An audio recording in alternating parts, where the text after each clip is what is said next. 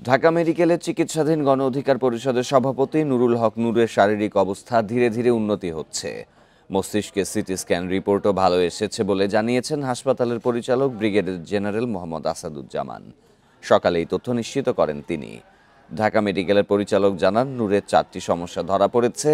এগুলো হলো নাক ও চোয়ালের হাড় ভেঙে যাওয়া, চোখে আঘাত পাওয়া ও মস্তিষ্কে রক্তক্ষরণ। তবে চিকিৎসায় মস্তিষ্কে রক্তক্ষরণ কমে আসছে। বর্তমানে আইসিইউতে 6 সদস্যের মেডিকেল বোর্ডের অধীনে চিকিৎসা চলছে। এর আগে শনিবার আইনশৃঙ্খলা বাহিনীর হামলায় গুরুতর আহত হন নুরুল হক নূর এবং তারপর জ্ঞান ফেরে। শুক্রবার রাতে কাকরাইলে জাতীয় পার্টি ও গণ অধিকার পরিষদের নেতাকর্মীদের মাঝে সংঘর্ষ হয়। পরে আইনশৃঙ্খলা বাহিনীর লাঠিচার্জে নূরসহ দলের কয়েকজন নেতাকর্মী আহত হন। আরও জানাতে ঢাকা মেডিকেল থেকে যোগ দিচ্ছেন সহকর্মী আল আমিন হোসেন। আল আমিন, নূরের শারীরিক অবস্থার বিষয়ে মেডিকেল বোর্ড থেকে সর্বশেষ কি তথ্য পাওয়া গেছে? আল আমিন, নূরের যে শারীরিক অবস্থা সেই সম্পর্কে চিকিৎসকরা ব্রিফিংয়ে কি জানালেন?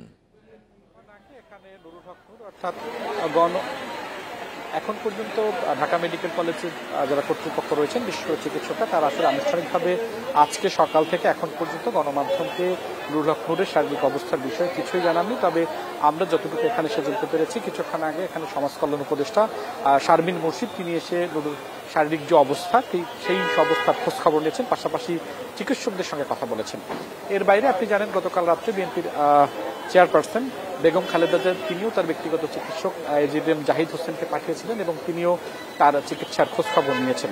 এখন পর্যন্ত গণ অধিকার পরিষদের পক্ষ থেকে আমাদেরকে আনুষ্ঠানিকভাবে কিছুই জানায়নি। তাদের দুপুর 12টা নাগাদ একটি সংবাদ সম্মেলন করার কথা রয়েছে এবং তার শারীরিক সর্বশেষ যে অবস্থা সেই অবস্থা জানানোর জন্য। তবে আমরা ভিন্ন মাধ্যমে জেনেছি তিনি এখনো নিবিড় পরিচর্যা কেন্দ্রে রয়েছেন, পাশাপাশি তার হুঁশ রয়েছে। গতকালকেও একটি সিটি স্ক্যান করানো হয়েছে এবং সেই ক্ষেত্রে মস্তিষ্কে রক্তক্ষরণ হয়েছে কিনা বা আছে কিনা এই বিষয়টি নিশ্চিত হওয়ার জন্যই চিকিৎসকদের পরামর্শে গতকালকে তার একটি সিটি স্ক্যান করানো হয়েছে।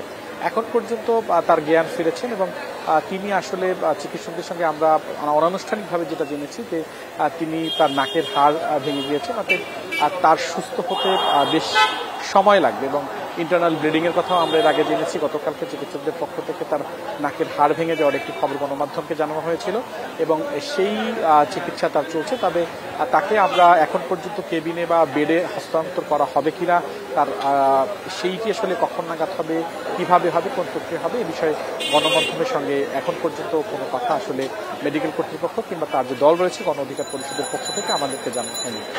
আর বিএনপির যুগ্ম মহাসচিব তিনিও আসলে রুহুল কবির রিজভী আরও আজকে হাসপাতালে আসার কথা রয়েছেন এবং নুরুল হক নূরের শারীরিক যে অবস্থা সেই অবস্থার খোঁজ খবর নেওয়ার জন্য এখানে তার আসার কথা রয়েছে।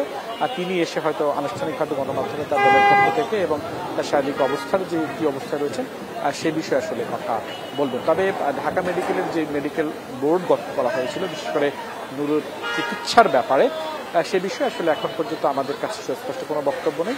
তবে আনুষ্ঠানিকভাবে আমি প্রথমে যেমনটা বলেছি যে দুপুর 12টা নাগাদ হয়তো তার বিষয়ে কথা বলবেন। তিনি হুঁশ ফিরেছেন এবং স্বাভাবিক যে খাবার দাবার সেই স্বাভাবিক খাবার দাবারও গ্রহণ করেছেন বলে আমরা ভিন্ন একটি সূত্রে জানতে পেরেছি। নুরুল হক নূরের শারীরিক অবস্থা সর্বশেষ জানাচ্ছিলেন সহকর্মী আল আমিন হোসেন।